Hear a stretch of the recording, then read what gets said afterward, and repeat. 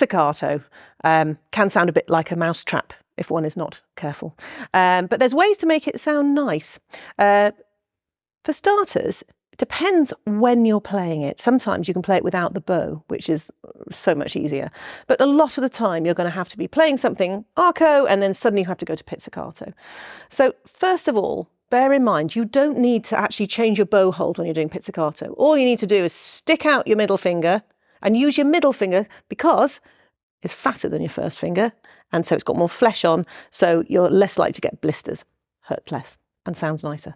So you're going to stick your middle finger out, maybe tilt your wrist slightly up so that your bow gets out of the way. But you're basically just doing that. Practice doing that, yeah? Practice thinking, bow, pits.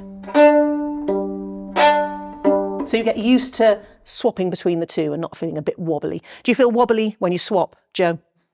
I do, but I have to say I use my first finger. And do you get a sore? Do you get blisters?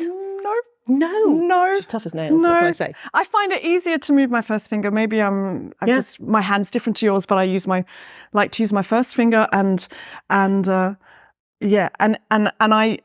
it operates independently of my hand. So I like to think of this rather than using my whole arm, because then I feel wobbly. Yes. So, and your middle finger is doing absolutely. that beautifully. Yeah. Getting it to move independently is absolutely the way. Mm-hmm.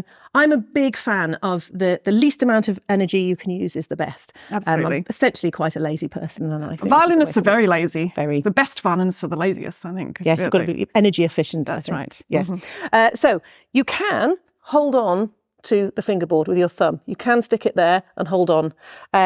This tends to be a very specific type of music, and perhaps when beginners are starting and they want that bit of stability. I have to say, I don't ever hold on anymore. I like to just be basically ready to go back to arco at any point. Do you hold on to the corner? It depends, because some pieces that I play, you put your bow down, and that's great. Whole piece is pizzicato, and then absolutely, we hold on, and then you can use. I think you've got a special skill of using more than one finger, not just the middle finger or the first finger, but using a number of fingers. But pizzicato is something that we should practice. Don't get caught short. No, exactly. This is definitely worth some time. So you have to think about what kind of sound you have for a particular piece. Bartók invented the Bartók pits, which is absolutely fantastic. It's like you're snapping a piece of elastic really, really hard.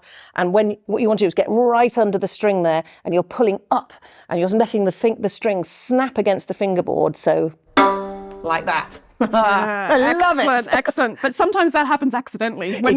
Sometimes we just want a beautiful, sound, and we get the fleshy part of the finger, not the hard nail bit, but the fleshy part, get right underneath, up the fingerboard, and then just let it ring like that. Yeah, absolutely. Getting that diagonal movement sort of down and away from yourself like that definitely makes a nicer definitely sound. On the fingerboard, up the fingerboard, because if you're down here, it's a very, very strident, mean sound, isn't it? And it hurts. Yeah. And then don't forget, we can also do pizzicato with vibrato to make it a little bit softer and more beautiful sound. Yeah.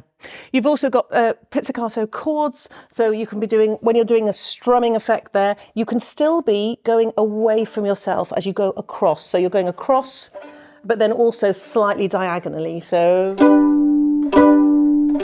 if you were going completely this way, you'd probably get a bit more of a twang on the E string. Mm-hmm. Yeah, perhaps not quite as nice, but it's personal taste, to be honest. Have an experiment privately, in your practice room. Work it out. What feels nice for you?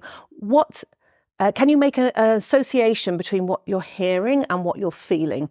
So if it's feeling lovely and soft and gentle, and you've got vibrato going, it's probably going to sound rounder and warmer, but it's not always appropriate. That depends what piece you're playing.